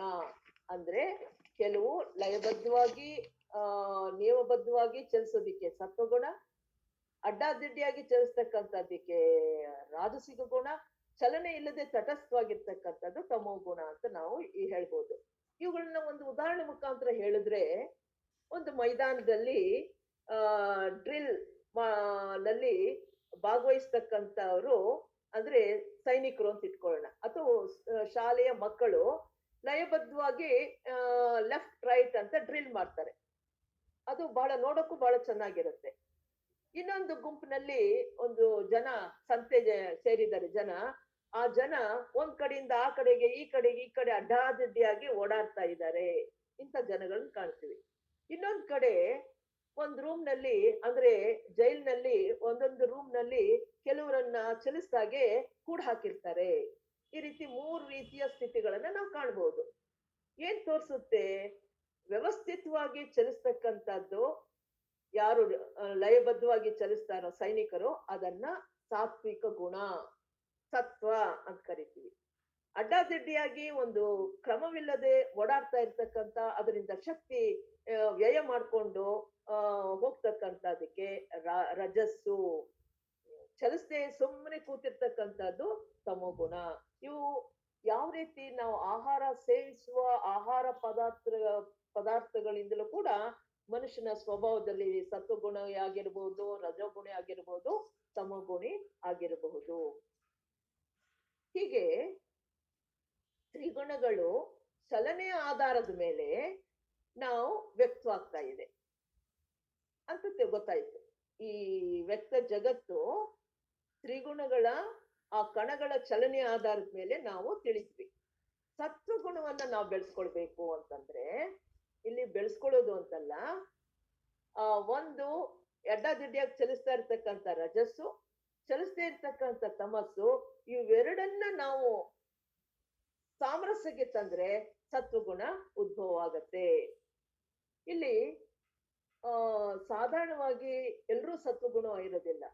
ಯಾವಾಗ ಆ ಆತ್ಮ ಅಂದ್ರೆ ಪುರುಷ ಚೈತನ್ಯ ಪ್ರಕೃತಿಯಲ್ಲಿ ಪ್ರವೇಶಿಸಿದಾಗ ಅಲ್ಲಿರ್ತಕ್ಕಂಥ ಕಣಗಳು ಡಿಸ್ಟರ್ಬ್ ಆಗಿ, ಅದು ಚಲ್ಲಾಪಿಲ್ಲಿಯಾಗಿ ಕೆಲವು ರಾಜಸಿಕ ಸ್ಥಿತಿಗೆ ಹೋಗ್ಬೋದು, ಕೆಲವು ತಟಸ್ಥಿತಿ ತಮೋ ಗುಣಗಳಾಗ್ಬೋದು, ಇನ್ ಕೆಲವು ಸಾತ್ವಿಕ ವ್ಯವಸ್ಥೆಯಲ್ಲೇ ಇರ್ಬೋದು. ಆದ್ರೆ ಕಾಲಕ್ರಮೇಣ ವಿಕಾಸವಾಗ್ತಾ ಈ ಆ ಪ್ರವೇಶ ಮಾಡಿರ್ತಕ್ಕಂಥ ಪುರುಷ ಜ್ಞಾನೋದಯವಾಗಿ ತನ್ನ ಗುರಿ ಏನು ತಿಳ್ಕೊಂಡು ಆತ್ಮ ಸಾಕ್ಷಾತ್ಕಾರ ಪಡ್ಕೊಳ್ಬೇಕು ಅಂತಂದಾಗ ಆ ಕಣಗಳನ್ನ ಸತ್ವಗುಣದ ಕಡೆಗೆ ಅದು ಏರ್ಪಾಟ್ ಮಾಡುತ್ತೆ. ಆಗ ಸತ್ವಗುಣ ಪಾರದರ್ಶಕವಾಗಿರೋದ್ರಿಂದ ನಮ್ಮ ಆತ್ಮ ಸಾಕ್ಷಾತ್ಕಾರ ಆಗೋದಿಕ್ಕೆ ಸಾಧ್ಯವಾಗುತ್ತೆ. ನಮಗೆ ಆತ್ಮ ಸಾಕ್ಷಾತ್ಕಾರ ತಮ್ಮನ್ನು ನಾವು ತಿಳಿಬೇಕಾದ್ರೆ ಪ್ರಕೃತಿ ಸತ್ವಗುಣದಿಂದ ಕೂಡಿರಬೇಕು. ಇದು ನಮ್ಮ ಪುರುಷನಿಗೆ ಅದರಲ್ಲಿ ಅನುಭವ ಪಡ್ಕೊಳ್ಳೋದಕ್ಕೆ ಪ್ರವೇಶಿಸಿದ, ಆಮೇಲೆ ಉದ್ದೇಶ ತಿಳ್ಕೊಂಡ, ತನ್ನ ಉದ್ದೇಶ ತಿಳ್ಕೊಂಡು ವಿಕಾಸವಾಗಿ ಆ ಪ್ರಕ್ರಿಯೆ ಮೂಲಕ ಏನಾಯ್ತು, ಅನುಭವಗಳ ಮೂಲಕ ಅವನು ಪುರುಷನ ಕೋಶಗಳು ಸಂಸರಣೆ ಹೊಂದುತ್ತವೆ, ಪ್ರಜ್ಞೆ ವಿಕಾಸ ಕೂಡ ಆಗುತ್ತದೆ. ಇದು ಅನುಭವಗಳಿಂದ ಪಡ್ಕೊಳ್ತಕ್ಕಂಥದ್ದು. ಈ ಬಾಹ್ಯ ಜಗತ್ತು ಆತ್ಮಗಳ ಪ್ರಜ್ಞೆಯ ಬೆಳವಣಿಗೆ ಮತ್ತು ಪರಿಪೂರ್ಣತೆಗಾಗಿಯೇ ಅಸ್ತಿತ್ವದಲ್ಲಿ ಎಂಬುದು ಯೋಗಶಾಸ್ತ್ರದ ಪ್ರಚಾರ. ಅಂದ್ರೆ ಈ ಹೊರಗಿನ ಜಗತ್ನಲ್ಲಿ ಯಾಕಪ್ಪ ಸೃಷ್ಟಿ ಆಯ್ತು ಅಂದ್ರೆ, ಆತ್ಮನ ಪ್ರಜ್ಞೆ ವಿಕಾಸ ಆಗ್ಬೇಕು, ಅವನು ಪರಿಪೂರ್ಣತೆಗೆ ಹೋಗಬೇಕು, ಅದಕ್ಕಾಗಿಯೇ ಈ ಜಗತ್ತು ಅಸ್ತಿತ್ವಕ್ಕೆ ಬಂದಿದೆ ಅಂದ್ಬಿಟ್ಟು ಯೋಗಶಾಸ್ತ್ರ ಹೇಳುತ್ತೆ. ಈ ತ್ರಿಗುಣ ಬಗ್ಗೆ ಇನ್ನೂ ಕೆಲವು ವಿಚಾರಗಳನ್ನ ಹೇಳ್ತಾರೆ. ಏನು? ವಿಶೇಷ ಲಿಂಗ ಮಾತ್ರ ಲಿಂಗಾನಿ ಗುಣ ಪರ್ವಾಣಿ. ತ್ರಿಗುಣಗಳ ಸ್ವರೂಪಗಳ ಬಗ್ಗೆ ಇನ್ನೂ ಈ ಸೂತ್ರದಲ್ಲಿ ವಿವರಿಸಿದ್ದಾರೆ. ಏನಪ್ಪಾ? ಈ ಸೂತ್ರದ ಪ್ರಕಾರ ತ್ರಿಗುಣಗಳ ಬೆಳವಣಿಗೆಯಲ್ಲಿ ತ್ರಿಗುಣಗಳನ್ನ ಬೆಳೆಸ್ಕೊಳ್ತಾ ಇದೀವಿ, ವಿಕಾಸ ಆಗ್ತಾ ಇರ್ಬೇಕಾದ್ರೆ ಅದು 4 ಹಂತಗಳಲ್ಲಿ ವ್ಯಕ್ತವಾಗತ್ತೆ. ಯಾವಂದ್ರೆ ವಿಶೇಷ, ಅವಿಶೇಷ, ಲಿಂಗ ಮತ್ತು ಅಲಿಂಗ. ಇವು 4 ಘಟ್ಟಗಳನ್ನ ದಾಟಬೇಕಾಗತ್ತೆ. ಮೊದಲನೇ ಪಾದದಲ್ಲಿ ನಾವು ಸಮಾಧಿ ಪಾದದಲ್ಲಿ ಅಧ್ಯಯನ ಮಾಡುವಾಗ ಒಂದು ಅಂಶವನ್ನು ತಿಳ್ಕೊಂಡ್ವಿ. ಏನಪ್ಪಾ ಅಂತಂದ್ರೆ ಸಂಪ್ರಜ್ಞಾತ ಸಮಾಧಿ ಅಂದ್ರೆ ಪ್ರಜ್ಞೆ ಒಂದೊಂದು ಹಂತಕ್ಕೆ ಏರಿದಾಗ, ಒಂದು ಕೋಶದಿಂದ ಒಂದು ಕೋಶದಿಂದ ಮತ್ತೊಂದು ಕೋಶಕ್ಕೆ ಏರಿದಾಗ ಪ್ರಜ್ಞೆ ಸಮಾಧಿ ಸ್ಥಿತಿಗೆ ಏರುತ್ತೆ. ಅದು 4 ಘಟ್ಟಗಳಲ್ಲಿರುತ್ತೆ ಅಂತ ನಾವು ತಿಳ್ಕೊಂಡ್ವಿ. ವಿತರ್ಕ, ವಿಚಾರ ಮತ್ತು ಆನಂದ, ಅಸ್ಮಿತ ಅಂತಕ್ಕಂಥದ್ದು. ಇವು ಆಯಾಯ ಪ್ರಜ್ಞೆ ರೂಪಲೋಕದ ಮಟ್ಟಕ್ಕೆ ಏರಿದಾಗ ಅಲ್ಲಿ ವಿತರ್ಕ ಉಂಟಾಗತ್ತೆ. ಹಾಗೆ ಪ್ರಜ್ಞೆ ಸಮಾಧಿ ಸ್ಥಿತಿಯಲ್ಲಿ ಪ್ರಜ್ಞೆ ನಾವು ಅರೂಪ ಮಟ್ಟಕ್ಕೆ ಏರಿದಾಗ, ಅರೂಪ ಮನೋದೇಹಕ್ಕೆ ಏರಿದಾಗ ಅಲ್ಲಿ ವಿಚಾರ ಮಾಡ್ತಕ್ಕಂಥದ್ದು ಗುಣಲಕ್ಷಣವಾಗಿರುತ್ತೆ. ಪ್ರಜ್ಞೆ ಬುದ್ಧಿಲೋಕದ ಮಟ್ಟಕ್ಕೆ ಏರಿದಾಗ ಅಲ್ಲಿ ಆನಂದದ ಲಕ್ಷಣ ಉಂಟಾಗತ್ತೆ. ಇನ್ನು ಪ್ರಜ್ಞೆ ಆತ್ಮದ ಮಟ್ಟಕ್ಕೆ ಏರಿದಾಗ ಅಲ್ಲಿ ಅಸ್ಮಿತ ಉಂಟಾಗತ್ತೆ. ಅದೇ ರೀತಿ ಈ ತ್ರಿಗುಣಗಳು ಹಂತ ಹಂತವಾಗಿ ಒಂದೊಂದು ಕೋಶದಿಂದ ಮತ್ತೊಂದು ಏರಿದಾಗ 4 ಘಟ್ಟಗಳಿಗೆ ಏರುತ್ತೆ. ಇವೆರಡಕ್ಕೂ ಸಾಮ್ಯವನ್ನ ಇಲ್ಲಿ ಹೇಳ್ತಾರೆ. ತ್ರಿಗುಣಗಳ ಆಧಿಪತ್ಯದಿಂದ ಬಿಡುಗಡೆ ಹೊಂದಲು ಮೊದಲು ಯೋಗಿಯು ಸಮಾಧಿಯಲ್ಲಿ ಪ್ರಜ್ಞೆಯ 4 ಘಟ್ಟಗಳನ್ನ ಹಾದು ಹೋಗ್ಬೇಕಾಗತ್ತೆ. ಮೊದಲು 4 ಘಟ್ಟ ಹೋಗ್ಬೇಕು. ತ್ರಿಗುಣಗಳ ಘಟ್ಟಗಳ ಬಗ್ಗೆ ಏನಪ್ಪಾ ಅಂದ್ರೆ ವಿಶೇಷ. ಈಗ ಈ ವಿಶೇಷ ಅಂತಕ್ಕಂಥದ್ದು ವಿಶಿಷ್ಟ ಅಂತ ಅರ್ಥನೂ ಬರುತ್ತೆ. ತ್ರಿಗುಣಗಳ ವಿಶೇಷ ಘಟ್ಟವು ರೂಪ ಮನಸ್ಸಿನ ಘಟ್ಟಕ್ಕೆ ಅನ್ವಯಿಸುತ್ತದೆ. ಯಾಕೆ ಅಂತಂದ್ರೆ ರೂಪ ಮನಸ್ಸು ಪ್ರತಿಯೊಂದು ವಸ್ತುವನ್ನ ಯಾವ ರೀತಿ ನೋಡುತ್ತೆ? ಒಂದು ನಾಮ ರೂಪವನ್ನ ಪಡೆದು ಅದರಲ್ಲಿರೋ ವಿಶಿಷ್ಟ ವಸ್ತುವನ್ನಾಗಿ ನೋಡುತ್ತೆ. ರೂಪ ಮನಸ್ಸು ಯಾವುದೇ ವಸ್ತುವನ್ನು ನೋಡಿದಾಗ ಅದು ಯಾವುದೋ ಒಂದು ಅದರ ಹೆಸರು, ರೂಪ ಇದನ್ನ ಕೊಟ್ಟು ವಿಶಿಷ್ಟವಾಗಿ ನೋಡುತ್ತೆ. ರೂಪ ಮನಸ್ಸಿನ ದೃಷ್ಟಿಗೆ ಪ್ರತಿಯೊಂದು ವಸ್ತುವು ಪ್ರತ್ಯೇಕವಾಗಿ ಕಾಣುತ್ತೆ. ಈಗ ನಮ್ಮ ಮನಸ್ಸು ನಾವು ಹೊರಗಡೆ ನೋಡಿದ್ರೆ ಅವ್ರು ಇಂಥವ್ರು ಹೀಗಿದ್ದಾರೆ ಹಾಗಿದ್ದಾರೆ ಅಂತ ನಾವು ವ್ಯತ್ಯಾಸವನ್ನ ಪ್ರತ್ಯೇಕವನ್ನ ಮಾಡ್ತೀವಿ. ಪ್ರತ್ಯೇಕತಾ ಮನೋಭಾವನೆ ಉಂಟಾದು ರೂಪ ಮನಸ್ಸಿನಿಂದ. ಈ ರೂಪ ಮನಸ್ಸು ವಸ್ತುವನ್ನ ಪ್ರತ್ಯೇಕಿಸಿ ಅದನ್ನು ಆದರ್ಶ ರೂಪದಿಂದ ದೈವಿಕ ಪ್ರಜ್ಞೆಯಿಂದಲೂ ಬೇರೆಯಾಗಿ ನೋಡುತ್ತದೆ. ಈಗ ತ್ರಿಗುಣಗಳ ಘಟ್ಟವು ಸಮಾಧಿಯ ವಿತರ್ಕ ಘಟ್ಟಕ್ಕೆ ಅನುರೂಪವಾಗಿದೆ. ಯಾಕೆಂದ್ರೆ ಪ್ರಜ್ಞೆಯು ಕೆಲಸ ಮಾಡ್ತಿರೋದು ರೂಪ ಮಟ್ಟದಲ್ಲಿ ವಿತರ್ಕ ಗುಣವಾದ್ರೆ, ಈ ಪ್ರಕೃತಿ ತ್ರಿಗುಣಗಳ ಘಟ್ಟದಲ್ಲಿ ಯಾವ್ದಿರುತ್ತೆ? ವಿಶೇಷವಾಗಿರುತ್ತೆ.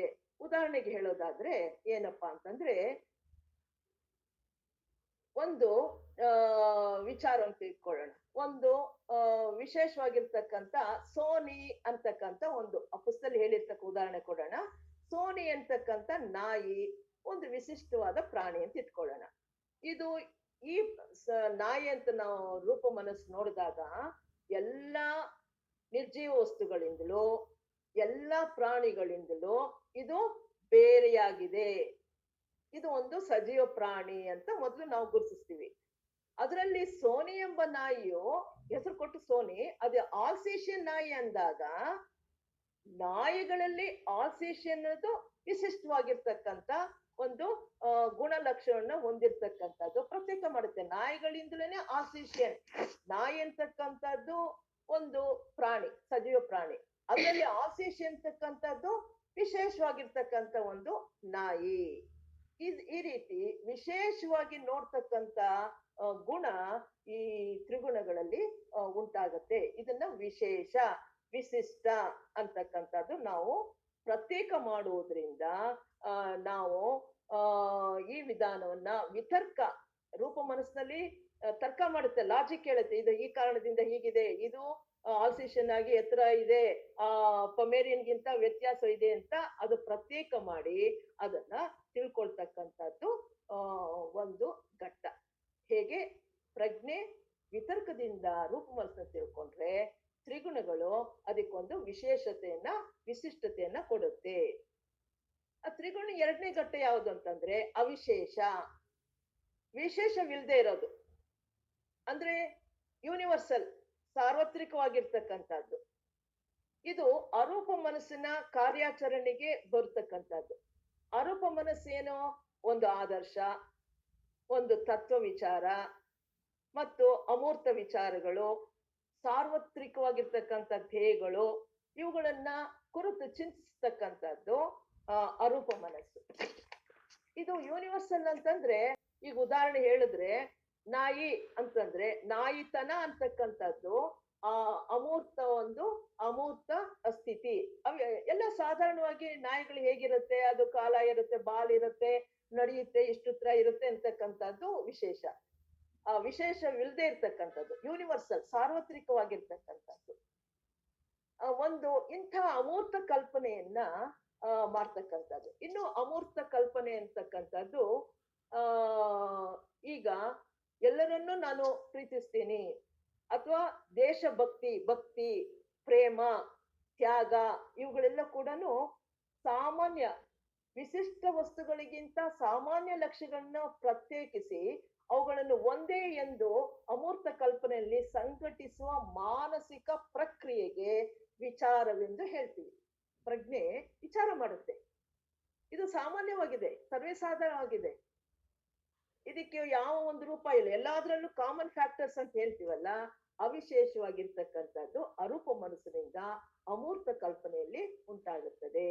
ಇದು ನಾವು ತಿಳ್ಕೊಳ್ತಕ್ಕಂಥದ್ದು. ಅದನ್ನೇ ತ್ರಿಗುಣಗಳ ಮುಂದಿನ ಘಟ್ಟ ಯಾವ್ದಪ್ಪ ಅಂತಂದ್ರೆ ಲಿಂಗ. ಲಿಂಗ ಅಂದ್ರೆ ಗುರುತು, ಚಿಹ್ನೆ. ಒಂದು ವಸ್ತುವನ್ನ ಗುರುತಿಸೋದಿಕ್ಕೆ ಒಂದು ಚಿಹ್ನೆ ಕೊಡ್ಲೇಬೇಕಾಗತ್ತೆ. ಆದ್ರೆ ಈ ವಿಶಿಷ್ಟ ಪ್ರಜ್ಞಾ ಸ್ಥಿತಿಯಲ್ಲಿ ಇದು ಸೂಚಿತವಾಗಿರುತ್ತೆ.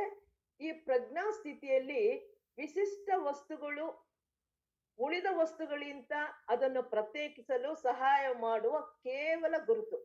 ಇಷ್ಟು ಗುಂಪು ವಸ್ತುಗಳಿದೆ, ಇದು ವಿಶಿಷ್ಟವಾಗಿದೆ, ಅದನ್ನ ಬೇರ್ಪಡಿಸಿ ಅದಕ್ಕೊಂದು ಗುರುತು ಇರ್ತಕ್ಕಂಥ ಚಿಹ್ನೆ ಕೊಡ್ತಕ್ಕಂಥದ್ದು. ಈ ತ್ರಿಗುಣಗಳ ಈ ಘಟ್ಟವು ಮೇಧಾಶಕ್ತಿಗೆ ಅತೀತವಾಗಿರ್ತಕ್ಕಂಥ ಆಗಿರುವ ಬುದ್ಧಿ, ಇಂಟ್ಯೂಷನ್, ಅದರ ಮೂಲಕ ವ್ಯಕ್ತವಾಗುವ ಅತಿ ಮಾನಸಿಕ ಪ್ರಜ್ಞೆಗೆ ಅನುರೂಪವಾಗಿರುತ್ತೆ. ಸಮಾಧಿಯಲ್ಲಿ ಇದಕ್ಕೆ ಆನಂದ ಅಂತ ಕರಿತೀವಿ. ಅಂದ್ರೆ ಬುದ್ಧಿ ಮಟ್ಟದ ಪ್ರಜ್ಞೆಗೇರಿದಾಗ ಎಲ್ಲವೂ ಕೂಡ ಒಂದೇ ಅಂತಕ್ಕಂಥ ಐಕ್ಯತ ಮನೋಭಾವನೆ ಉಂಟಾಗ ಆನಂದ ಉಂಟಾಗತ್ತೆ. ಇದು ಬುದ್ಧಿ ಮಟ್ಟದ ಗುಣ ವಿಶೇಷ. ಆದ್ರೆ ಇಲ್ಲಿ ಲಿಂಗ ಅಂತ ಕರೆದ್ರಲ್ಲ, ಇದು ಗುರುತು ಅಂತ ಹೇಳಿದ್ರಲ್ಲ, ಯಾಕೆ ಅಂದ್ರೆ ಇದಕ್ಕೆ ಇದರ ಅನುರೂಪವಾದ ಪ್ರಜ್ಞಾ ಸ್ಥಿತಿಯಲ್ಲಿ ಎಲ್ಲಾ ವಸ್ತುಗಳು, ಸರ್ವ ವ್ಯಾಪಕ ಶಕ್ತಿಗಳು ವಿಶ್ವಾತ್ಮ ಪ್ರಜ್ಞೆಯಲ್ಲಿ ಒಂದಾಗಿರುತ್ತೆ. ಏನೇನು ವಸ್ತುಗಳಿದೆಯೋ, ಏನೇನು ಶಕ್ತಿಗಳಿದೆಯೋ ಎಲ್ಲವೂ ಯೂನಿವರ್ಸಲ್ಲಿ ಅದು ಆ ಪ್ರಜ್ಞೆಯಲ್ಲಿ ಒಂದಾಗಿರುತ್ತೆ. ಇದು ಅವಿಭಾಜ್ಯ ಅಂಗ. ಸಮಗ್ರ ಪ್ರಜ್ಞೆಯ ಭಾಗಗಳಾಗಿ ಈ ಏಕೈಕ ಪ್ರಜ್ಞೆಯಲ್ಲಿ ಅಡಗಿದೆ ಎಂಬುದನ್ನ ನಾವು ಕಾಣ್ತೇವೆ. ಆದರೂ ಅವು ಪ್ರತ್ಯೇಕತೆಯನ್ನ ನಾವು ಪಡೆದಿವೆ, ಅವುಗಳನ್ನ ಗುರುತಿಸಲು ಸಾಧ್ಯ. ಇದು ಬೇರೆ ಅದು ಬೇರೆ ಅಂದ್ರೂ ಕೂಡ ಮೂಲಭೂತವಾಗಿ ಅಲ್ಲಿರ್ತಕ್ಕಂಥ ಚೈತನ್ಯ ದೃಷ್ಟಿಯಿಂದ, ಸಮಗ್ರತೆಯಿಂದ ಅದು ವೈವಿಧ್ಯತೆಯಲ್ಲಿ ಏಕತೆಯನ್ನ ನೋಡ್ತಕ್ಕಂಥದ್ದು. ಇದು ಬುದ್ಧಿಮಟ್ಟದ ಪ್ರಜ್ಞೆಯಲ್ಲಿ ಉಂಟಾಗ್ತಕ್ಕಂಥ ಆನಂದ ಸ್ಥಿತಿ, ಆ ಸ್ಥಿತಿ ಅಂತ ಹೇಳ್ತೀವಿ. ಲಿಂಗ ಅಂತ ಯಾಕೆ ಕರೆದ್ರು ಅಂತಂದ್ರೆ, ಇವು ಬೇರೆ ಬೇರೆ ಕಂಡ್ರು ಕೂಡ ಆ ಬೇರೆ ಒಂದು ಗುರುತು ಮಾಡ್ತಕ್ಕಂಥ ವಿಶೇಷತೆ ಇದ್ರೂ ಕೂಡ, ಎಲ್ಲವೂ ಕೂಡ ಬೇರೆ ಬೇರೆ ಆದ್ರೂ ಕೂಡ ಎಲ್ಲರಲ್ಲೂ ಮೂಲತಃ ಒಂದೇ ಚೈತನ್ಯ ಇದೆ ಅಂತ ಗುರುತಿಸೋದಿಕ್ಕೆ ಇದನ್ನ ಆನಂದ ಅಂತ ಕರೆದ್ರು. ಇನ್ನ ತ್ರಿಗುಣಗಳ ಕೊನೆ ಘಟ್ಟ ಅಂದ್ರೆ ಅಲಿಂಗ. ಅಂದ್ರೆ ಗುರುತು ಇಲ್ಲದ್ದು, ಪ್ರತ್ಯೇಕತೆಯ ಲಕ್ಷಣ ಇಲ್ಲದೆ ಇರ್ತಕ್ಕಂಥದ್ದು. ಈ ಘಟ್ಟದಲ್ಲಿ ವಸ್ತುಗಳು, ತತ್ವಗಳು ಪ್ರತ್ಯೇಕತೆಯನ್ನ ಕಳ್ಕೊಂಡಿರುತ್ತೆ. ನಾವ್ ಯಾವುದೇ ಅಲ್ಲಿ ಆ ಮಟ್ಟಕ್ಕೆ ಹೋದಾಗ ಇದು ವಸ್ತು ಈ ರೀತಿ ಇದೆ ಆ ರೀತಿ ಅಂತಕ್ಕಂಥ ಎಲ್ಲವೂ ಕೂಡ ಒಂದೇ ಕಾಣುತ್ತೆ. ಇಲ್ಲಿ ಪ್ರಜ್ಞೆಯು ಎಷ್ಟು ಪ್ರಧಾನವಾಗುತ್ತೆ ಅಂದ್ರೆ ವಸ್ತುಗಳಿಗೂ ತತ್ವಗಳಿಗೂ ಕಡೆ ಪ್ರಜ್ಞೆ ಹೋಗೋದೇ ಇಲ್ಲ. ಅಲ್ಲಿದೆ ವಸ್ತು ಇದೆ, ಬೇರೆ ಬೇರೆ ಇದೆ, ಆದ್ರೆ ಪ್ರಜ್ಞೆ ಸ್ಥಿತಿ ಹೇಗಿರುತ್ತೆ ಅಂದ್ರೆ ಅಲ್ಲಿ ಒಂದೇ, ಇವು ಬೇರೆ ಬೇರೆ ಕಡೆ ಹೋಗೋದೇ ಇಲ್ಲ. ಲಿಂಗದ ಘಟ್ಟದಲ್ಲಿ ವಸ್ತುಗಳ ಅರಿವಿರುತ್ತೆ, ಪ್ರಜ್ಞೆ ಅರಿವು ಇರುತ್ತೆ. ಆದ್ರೆ ಅಲಿಂಗದ ಘಟ್ಟದಲ್ಲಿ ವಸ್ತುಗಳ ಅರಿವು ದೃಷ್ಟಿಪಟಲದಿಂದ ಮರೆಯಾಗಿರುತ್ತೆ. ಕೇವಲ ದೈವಿಕ ಪ್ರಜ್ಞೆ ರೂಪಾಂತರಗಳಾಗಿ ಆ ದೈವಿಕ ಪ್ರಜ್ಞೆಯ ಅರಿವು ಮಾತ್ರ ಉಳಿದುಕೊಂಡಿರುತ್ತೆ. ಆದ್ರಿಂದ ಇದನ್ನ ಅಲಿಂಗ ಅಂತ ಕರೆದ್ರು. ತ್ರಿಗುಣಗಳ ವಿವಿಧ ಘಟ್ಟಗಳನ್ನ ನಾವು ಅರ್ಥ ಮಾಡಿಕೊಳ್ಳಬೇಕಾದ್ರೆ ಒಂದು ಉದಾಹರಣೆ ಹೇಳ್ಬಹುದು. ಇದನ್ನ ಸುಲಭವಾಗಿ ಹೇಳೋಣ. ಚಿನ್ನದಿಂದ ಮಾಡಿರ್ತಕ್ಕಂಥ ಉಂಗುರ, ಬಳೆ, ಸರ, ಡಾಬು, ಇವುಗಳೆಲ್ಲವೂ ಕಾಲ್ ಚೈನು, ಇವೆಲ್ಲ ಮೇಜಿನ ಮೇಲಿದೆ ಅಂತ ಇಟ್ಕೊಳ್ಳೋಣ. ಮಗು ಅವುಗಳನ್ನ ನೋಡಿದಾಗ ಉಂಗುರ ಬೇರೆ, ಬಳೆ ಬೇರೆ, ಸರ ಬೇರೆ, ಡಾಬು ಬೇರೆ ಅಂತ ಅದು ಭಿನ್ನ ಭಿನ್ನವಾಗಿ ಕಾಣುತ್ತೆ. ಇದು ವಿಶೇಷ ಘಟ್ಟಕ್ಕೆ ಅನ್ವಯವಾಗುತ್ತೆ, ವಿಶೇಷವಾಗಿದೆ ಅದು. ಆದ್ರೆ ಒಬ್ಬ ಹೆಣ್ಮಗಳು ಇವೆಲ್ಲನೂ ಶರೀರದ ಅಲಂಕಾರದ ಆಭರಣಗಳು ಅಂತಕ್ಕಂತ ನೋಡ್ತಾಳೆ. ಈ ಕಲ್ಪನೆ ಅವಿಶೇಷವಾಗಿದೆ. ಎಲ್ಲವೂ ಒಂದೇ, ಎಲ್ಲವೂ ಕೂಡ ನಾನ್ ಧರಿಸ್ತಕ್ಕಂಥ ಒಡವೆಗಳು. ಆ ವಿಶಿಷ್ಟ ಇದು ಉಂಗುರ ಅದಂತ ನೋಡಲ್ಲ, ಒಟ್ಟಾರೆ ಅದು ಅಲಂಕಾರದ ಸಾಮಗ್ರಿಗಳು ಅಂತ. ಅದೇ ಒಬ್ಬ ಅಕ್ಕಸಾಲಿಗನು ಪ್ರತಿಯೊಂದು ಆಭರಣವು ಪ್ರತ್ಯೇಕತೆಯನ್ನು ಹೊಂದಿದ್ರು ಅವನಿಗೆ ಗೊತ್ತು ಎಲ್ಲವೂ ಕೂಡ ಚಿನ್ನದಿಂದ ಆಗಿದೆ ಎಂಬ ದೃಷ್ಟಿಯಿಂದ ನೋಡ್ತಾನೆ. ಇದು ಲಿಂಗದ ಘಟ್ಟಕ್ಕೆ ಅನುಗುಣವಾಗುತ್ತೆ. ಲಿಂಗ ಅಂತಂದ್ರೆ ಅಲ್ಲಿ ಪ್ರತ್ಯೇಕತೆ ಇದೆ, ಆದ್ರೆ ನೋಡುವ ದೃಷ್ಟಿಕೋನ ಎಲ್ಲವೂ ಚಿನ್ನದಿಂದ ಆಗಿದೆ ಅಂತಕ್ಕಂಥದ್ದು. ನಾವು ಚಿನ್ನವನ್ನು ಮಾತ್ರ ಗಮನಿಸುತ್ತಾ ಈ ಒಡವೆಗಳ ಕಡೆ ಪ್ರತ್ಯೇಕ ವಸ್ತುಗಳು ಎಂಬುದನ್ನು ಗಮನಿಸದೆ ಎಲ್ಲವೂ ದೇಹದ ಆಭರಣಗಳು ಅಂತಕ್ಕಂಥದ್ದು ಪ್ರಜ್ಞೆಯಲ್ಲಿ ಇಲ್ಲದಿದ್ದರೆ ಅದು ಅಲಿಂಗವಾಗತ್ತೆ. ಕಳ್ಳನೊಬ್ಬ ಇವು ಆಭರಣಗಳು ಇದು ಹೆಂಗಸರು ಧರಿಸ್ತಾರೆ ಇದಂತೆಲ್ಲ ಅವ್ರು ನೋಡೋದೇನೋ ಚಿನ್ನ, ಇದರಿಂದ ನಂಗೆ ದುಡ್ಡು ಬರುತ್ತೆ, ಇದು ಚಿನ್ನ ಎಂದು ಮಾತ್ರ ನೋಡುವುದನ್ನ ಅಲಿಂಗ ಘಟ್ಟಕ್ಕೆ ನಾವು ಹೋಲಿಸಬಹುದು. ಈ ಘಟ್ಟದಲ್ಲಿ ಯೋಗಿಯು ಸಮಸ್ತ ಇಂದ್ರಿಯ ಗೋಚರ ವಸ್ತುಗಳ, ಅವು ವಿಶಿಷ್ಟವಾಗಿರ್ಲಿ ಅಥವಾ ಸಾರ್ವತ್ರಿಕವಾಗಿರ್ಲಿ, ವಿಶ್ವಾತ್ಮಕವಾಗಿರ್ಲಿ, ಮೂಲದಲ್ಲಿರುವ ಪರಾತ್ಪರ ಚೈತನ್ಯ ಪರಾತ್ಪರ ವಸ್ತುವಿನ ಕಡೆ ಮಾತ್ರವೇ ತನ್ನ ಗಮನವನ್ನು ಹರಿಸ್ತಾನೆ. ಮತ್ತು ವಸ್ತುಗಳ ದೈವಿಕ ಪ್ರಜ್ಞೆಗಳಲ್ಲಿ ವೃತ್ತಿಗಳು ಮಾತ್ರ ಯೋಗಿಯ ಅರಿವಿನಲ್ಲಿ ಆ ದೈವಿಕ ಪ್ರಜ್ಞೆಯೇ ಮುಖ್ಯವಾಗಿರೋದ್ರಿಂದ ಆ ವಸ್ತುಗಳು ಪ್ರತ್ಯೇಕವಾಗಿ ಅಸ್ತಿತ್ವದಲ್ಲಿ ಇದ್ರೂ ಕೂಡ ಯೋಗಿಯ ದೃಷ್ಟಿಯಲ್ಲಿ ಅವುಗಳಿಗೆ ಅರ್ಥವೇ ಕೊಡುವುದಿಲ್ಲ. ಈ ಘಟ್ಟವು ಸಂಪ್ರಜ್ಞಾತ ಸಮಾಧಿಯ ಕೊನೆಯ ಘಟ್ಟಕ್ಕೆ ಅನುಗುಣವಾಗಿದೆ. ಅದರ ಮುಖ್ಯ ಲಕ್ಷಣ ಅಸ್ಮಿತ, ಅಂದ್ರೆ ಪರಿಶುದ್ಧವಾದ ಶುದ್ಧ ಸತ್ವದ ಪ್ರಜ್ಞೆ. ಈ ಶುದ್ಧ ಸತ್ವದ ಪ್ರಜ್ಞೆಯು ವಸ್ತುಗಳ ಪ್ರಜ್ಞೆನ ನುಂಗ್ ಹಾಕ್ಬಿಡುತ್ತೆ. ವಸ್ತು ಬೇರೆ ಇದ್ರೂ ಕೂಡ ವಸ್ತುಗಳ ಪ್ರಜ್ಞೆ ಇಲ್ಲ, ಅದ್ರ ಒಳಗಡೆ ಇರೋ ಶುದ್ಧ ಸತ್ವ ಚೈತನ್ಯ ಇದೆ, ಅದನ್ನ ಮಾತ್ರ ನೋಡ್ತಕ್ಕಂಥದ್ದು ಅಸ್ಮಿತ. ಅದನ್ನ ಉನ್ನತ ಮಟ್ಟದ ಆತ್ಮಲೋಕ ಮಟ್ಟಕ್ಕೆ ಏರಿದಾಗ ಅಸ್ಮಿತ ಪ್ರಜ್ಞಾ ಸ್ಥಿತಿಯಲ್ಲಿ ನಾವು ಕಾಣ್ತೀವಿ. ಈ ಮಟ್ಟಕ್ಕೆ ನಾವು ಏರೋದನ್ನ ಅಲಿಂಗ ಅಂತ ಕೂಡ ತ್ರಿಗುಣ ಸ್ಥಿತಿಯಲ್ಲಿ ಕರಿಬಹುದು. ಆದ್ರೆ 20ನೇ ಶ್ಲೋಕದಲ್ಲಿ ಇದ್ರ ಬಗ್ಗೆ ಇನ್ನೂ ವಿವರನ್ನ ಕೊಡ್ತಾರೆ. ಏನಪ್ಪಾ ಅಂದ್ರೆ ಈಗ ನಾವು ದೃಶ್ಯದ ಬಗ್ಗೆ ಹೇಗಾಗಿತ್ತು ಅನ್ಕೊಂಡ್ವಿ, ನೋಡುವನು ಅಂತಕ್ಕಂಥ ವಿಚಾರದ ಬಗ್ಗೆ ಸ್ವಲ್ಪ ವಿವರಣೆ ಕೊಡ್ತಾ ಇದ್ದಾರೆ. ದ್ರಷ್ಟೃ ನೋಡುವವನು, ದೃಶಿ ಮಾತ್ರ ಶುದ್ಧೋಪಿ ಪ್ರತ್ಯಯಾನುಪಶ್ಯಃ. ದ್ರಷ್ಟೃ ಅಂದ್ರೆ ಪುರುಷ, ನೋಡುವವನು. ದೃಶಿ ಮಾತ್ರ ಅದು ಶುದ್ಧ ಪ್ರಜ್ಞೆಯ ಅರಿವು.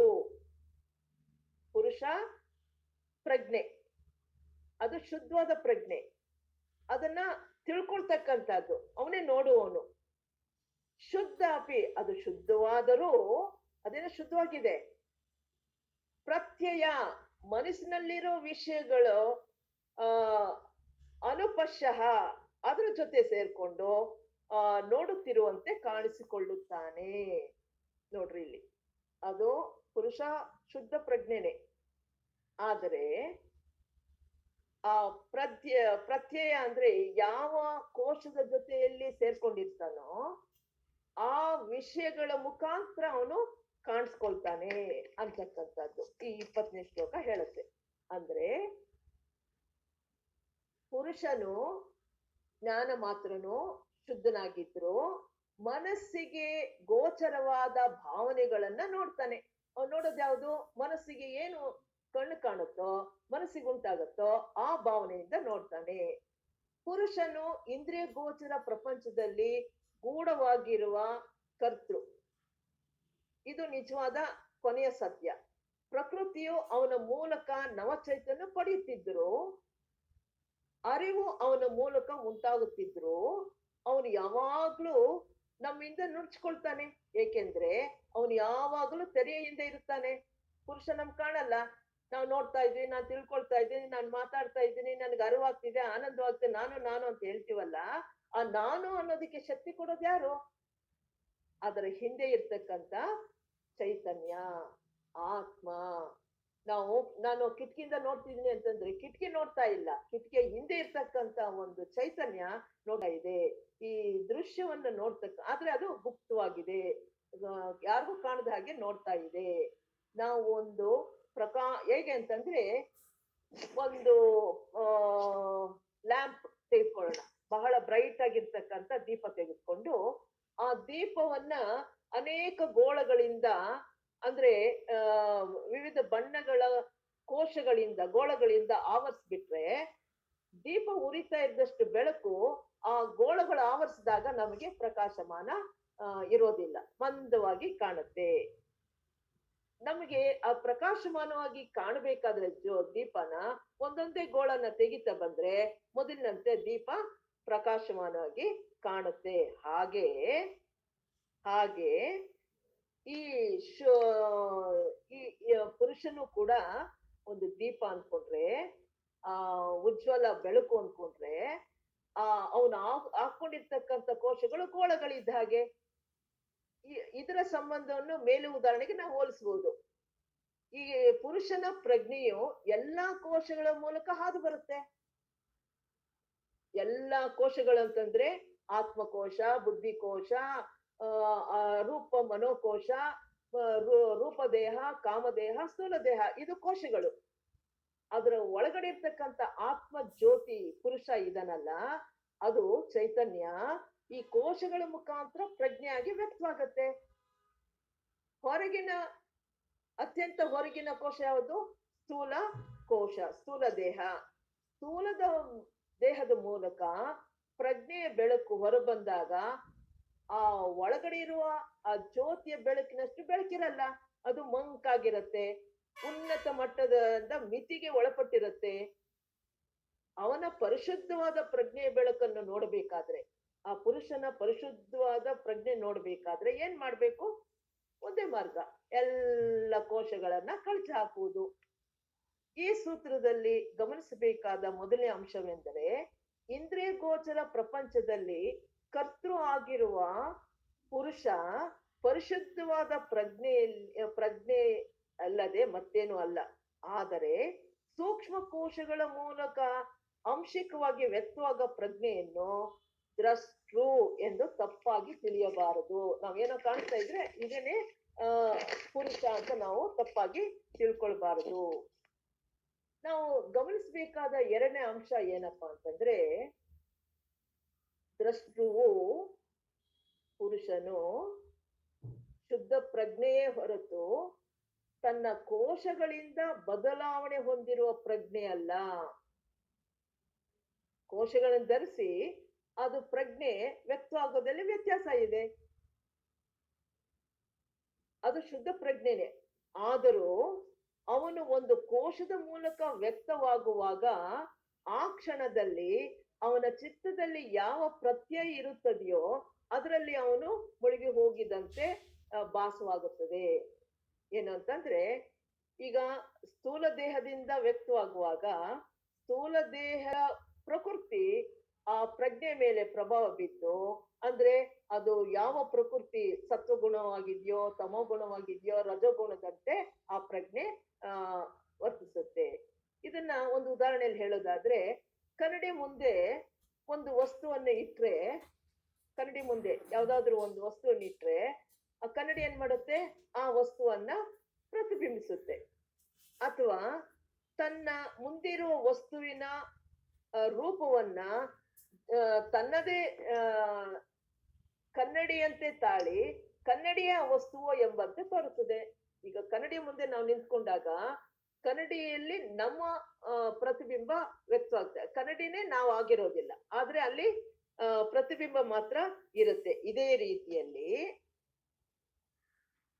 ಪರಿಶುದ್ಧವಾದ ಪ್ರಜ್ಞೆಯು ಪ್ರತ್ಯಯ ರೂಪವನ್ನೇ ತಳೆದಿದೆ ಎಂಬಂತಿದ್ದು. ಅಂದ್ರೆ ಪ್ರತ್ಯಯ ಅಂದ್ರೆ ಈಗ ಮನಸ್ಸಾಗಿರ್ಬೋದು, ಅಥವಾ ಬುದ್ಧಿ ಆಗಿರ್ಬೋದು, ಕೋಶ ಯಾವುದು ಕಾಮ ಆಸೆ ಇರ್ಬೋದು, ಸ್ಥೂಲ, ಅದರಲ್ಲಿ ಯಾವ ಒಂದು ಗುಣ ಇದೆಯೋ ಅದರ ಮೂಲಕ ಭೇದವಿಲ್ಲದಂತೆ ತೋರುತ್ತದೆ. ಅದಕ್ಕೂ ಇದಕ್ಕೂ ವ್ಯತ್ಯಾಸನೇ ಗೊತ್ತಾಗಲ್ಲ. ಅಂದ್ರೆ ಪುರುಷನೇ ಮನಸ್ಸು ಅನ್ನೋ ರೀತಿ ನಮಗೆ ಭಾಸವಾಗತ್ತೆ. ಉನ್ನತ ಮನಸ್ಸಿನ ಮೂಲಕ ಅಮೂರ್ತವಾಗಿ ಆದರ್ಶಗಳನ್ನ ಯೋಚಿಸುತ್ತಿರುವಾಗ ಆ ಆಲೋಚನೆಗಳನ್ನ ಪುರುಷನೇ ಮಾಡುತ್ತಿದ್ದಾನೆ. ನಾವು ಯಾವುದೇ ಒಂದು ಆದರ್ಶವನ್ನು ಯೋಚನೆ ಮಾಡ್ತಿದ್ರೆ ಯಾರು ಯೋಚನೆ ಮಾಡೋದು? ಪುರುಷನ ಅಥವಾ ಆ ಕೋಶವು? ಅರೂಪ ಮನಸ್ಸು ಆಲೋಚನೆ ಮಾಡ್ತಕ್ಕಂಥದ್ದು.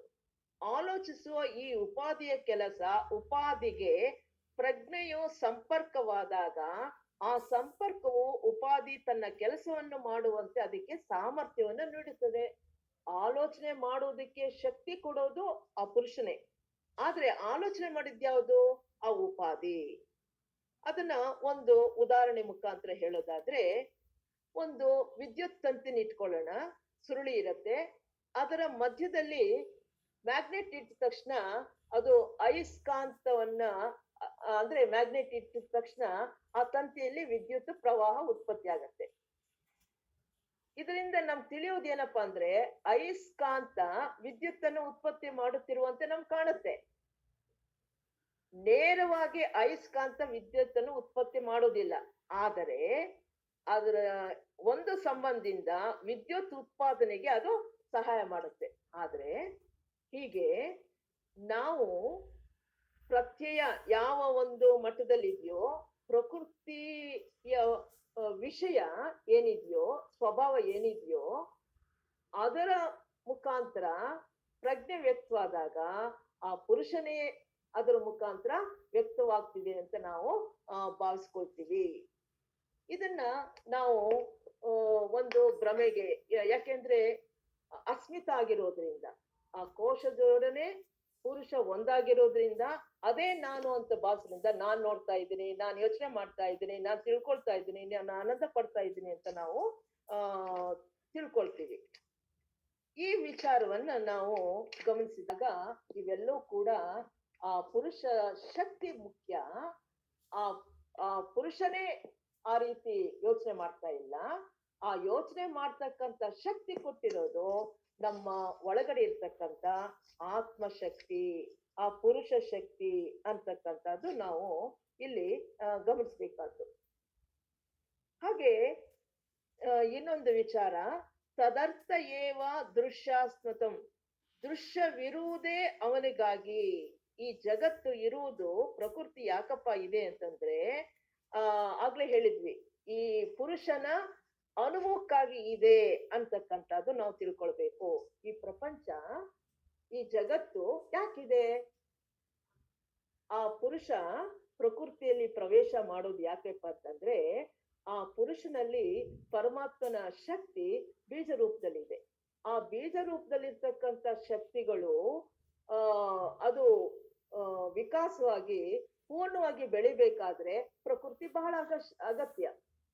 ಆ ಒಂದು ಅನುಭವಗಳನ್ನ ಪಡ್ಕೊಂಡು ಅವು ಪರಿಪೂರ್ಣನಾಗುವುದಕ್ಕಾಗಿ ಆ ಪುರುಷ ಈ ಪ್ರಕೃತಿಯಲ್ಲಿ ಪ್ರವೇಶ ಮಾಡಿರುವುದು. ಆದ್ರಿಂದ ದೃಶ್ಯವಿರುವುದೇ 21ನೇ ಶ್ಲೋಕದಲ್ಲಿ ತದರ್ಥ ಏವ ದೃಶ್ಯಾತ್ಮಂ, ಆತ್ಮನಿಗೆ ಈ ದೃಶ್ಯ ಜಗತ್ತು ಇರುವುದು ಅವನ ಅಸ್ತಿತ್ವಕ್ಕಾಗಿಯೇ ಅಂತಕ್ಕಂಥದ್ದು ನಾವಿಲ್ಲಿ ತಿಳ್ಕೊಬೇಕು. ಅಂದ್ರೆ ಪುರುಷ ಮತ್ತು ಆ ದೃಶ್ಯದ ಮುಖ್ಯ ಸ್ವರೂಪಗಳನ್ನ ಈ ಹಿಂದಿನ ಸೂತ್ರದಲ್ಲಿ ಹೇಳಿದ ಹಾಗೆ ಅವೆರಡು ನಿಕಟ ಸಂಬಂಧ ಪಡೆದಾಗ ಪರಸ್ಪರ ಸಂಪೂರ್ಣವಾಗಿ ಮಿಶ್ರವಾದಂತೆ ತೋರಿದ್ರೂ ನಿಜವಾಗಿ ಅವೆರಡು ಭಿನ್ನವಾಗಿವೆ. ಉದಾಹರಣೆಗೆ ಹಾಲಿನಲ್ಲಿ ನೀರು ಮತ್ತು ಕೊಬ್ಬಿನ ಅತಿ ಸಣ್ಣ ಕಣಗಳು ನಿಕಟವಾಗಿ ಮಿಶ್ರವಾಗಿದ್ರು ಅವೆರಡು ಪ್ರತ್ಯೇಕವೇ ಆಗಿದೆ.